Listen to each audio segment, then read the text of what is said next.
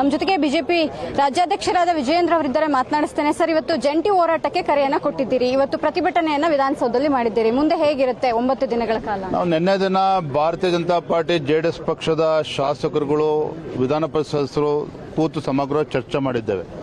ಸದನದಲ್ಲಿ ಸರ್ಕಾರದ ಕಿವಿ ಹಿಂಡ್ತಕ್ಕಂಥ ಕೆಲಸವನ್ನು ಮಾಡಬೇಕು, ನಾಡಿನ ಜ್ವಲಂತ ಸಮಸ್ಯೆಗಳ ಬಗ್ಗೆ ಚರ್ಚೆ ಆಗಬೇಕು, ರೈತರ ಸಮಸ್ಯೆಗಳಿಗೆ ಉತ್ತರವನ್ನು ಕಂಡುಕೊಳ್ಬೇಕು, ನೀರಾವರಿ ಯೋಜನೆಗಳ ಬಗ್ಗೆನೂ ಕೂಡ ಇವತ್ತು ರಾಜ್ಯ ಸರ್ಕಾರವನ್ನು ಪ್ರಶ್ನೆ ಮಾಡಬೇಕಾಗಿದೆ.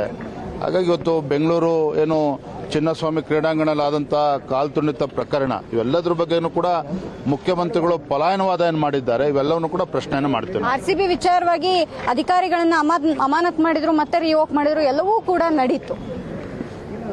ಮುಖ್ಯಮಂತ್ರಿಗಳು ಉಪಮುಖ್ಯಮಂತ್ರಿಗಳ ಪುಕ್ಕಟ ಪ್ರಚಾರ ಗಿಟ್ಟಿಸಿಕೊಳ್ತಕ್ಕಂಥ ಹಪಾಪಿಯ ಪರಿಣಾಮವಾಗಿ 11 ಜನ ಜೀವ ಕಳೆದುಕೊಂಡಿದ್ದಾರೆ. ತಮ್ಮ ತಪ್ಪನ್ನು ಮುಚ್ಚಿ ಹಾಕಿಕೊಳ್ತಕ್ಕಂಥ ಸಲುವಾಗಿ ಅಮಾಯಕ ಪೊಲೀಸ್ ಅಧಿಕಾರಿಗಳ ಮೇಲೆ ಇವತ್ತು ಕ್ರಮವನ್ನು ಜರುಗಿಸಿದ್ದಾರೆ. ಅವ್ರಿಗೂ ಕೂಡ ಅವಮಾನ ಮಾಡ್ತಕ್ಕಂಥ ಕೆಲಸವನ್ನು ಮಾಡಿದ್ದಾರೆ. ಪೊಲೀಸ್ ಇಲಾಖೆಯ ಒಂದು ವ್ಯವಸ್ಥೆ ಇವತ್ತು ನಗಪಾಟ್ಲು ಮಾಡುವಂತೆ ಮಾಡಿದ್ದಾರೆ. ಇದೆಲ್ಲದಕ್ಕೂ ಕೂಡ ಮುಖ್ಯಮಂತ್ರಿಗಳು, ಉಪಮುಖ್ಯಮಂತ್ರಿಗಳು ಮತ್ತು ಗೃಹ ಸಚಿವರು ಕೂಡ ಒಂದು ಜವಾಬ್ದಾರಿಯುತ ಸ್ಥಾನದಲ್ಲಿದ್ದಾರೆ. ಅವರು ಉತ್ತರವನ್ನು ನೀಡಬೇಕಾಗ್ತದೆ. 11 ಜನ ಏನು ಜೀವ ಕಳೆದುಕೊಂಡಿದ್ದಾರೆ, ಅದಕ್ಕೆ ನ್ಯಾಯ ಸಿಗಬೇಕು. ಆ ನಿಟ್ಟಿನಲ್ಲಿ ಹೋರಾಟ. ಧರ್ಮಸ್ಥಳದ ಬಗ್ಗೆ ಕೂಡ ಧ್ವನಿ ಎತ್ತುತ್ತಾರೆ ಬಿಜೆಪಿ ಅವರು. ಹಾಗಾದ್ರೆ ಧರ್ಮಸ್ಥಳದ ವಿಚಾರದಲ್ಲಿ ನಮಗೆ ಸ್ಪಷ್ಟತೆ ಇದೆ. ಏನು ತನಿಖೆ ಆಗ್ತಾ ಇದೆ SIT ಮುಖೇನ, ಅದು ಸರಿಯಾದ ರೀತಿ ತನಿಖೆ ಆಗಬೇಕು, ಸಮಗ್ರವಾಗಿ ತನಿಖೆ ಆಗಬೇಕು.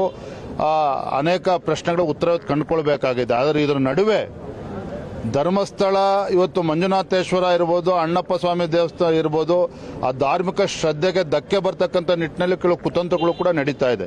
ಇವೆಲ್ಲವೂ ಕೂಡ ನಾವು ರಾಜ್ಯ ಸರ್ಕಾರಕ್ಕೆ ನಾವು ಪ್ರಶ್ನೆ ಮಾಡೋರಿದ್ದೇವೆ. ಇದಿಷ್ಟು ವಿಜಯೇಂದ್ರ ಅವರ ಮತ್ತು ಕ್ಯಾಮರಾಮನ್ ಜೈರಾಮ್ ಜೊತೆ ದೀಪಾ ಕುಕ್ವಾಡ, ಪವರ್ ಟಿವಿ ಬೆಂಗಳೂರು.